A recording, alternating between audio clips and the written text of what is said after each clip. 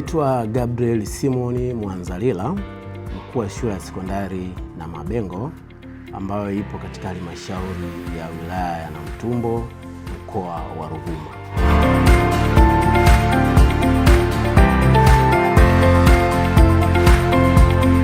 Mheshimiwa Daktari Juma Zuberi Homera kwa kweli amejitahidi sana baada ya kuingia kutambua shida yetu, na jitihada zimefanyika na hatua za haraka ameanza kuzichukua.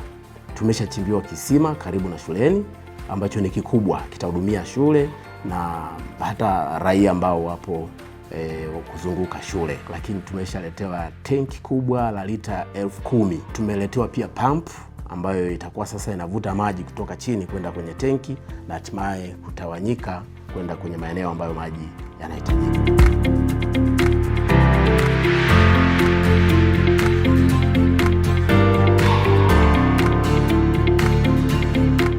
Tunamshukuru sana Mheshimiwa mbunge na waziri wetu wa Katiba na Sheria kwa hizi jitihada ambazo mpaka sasa amezifanya.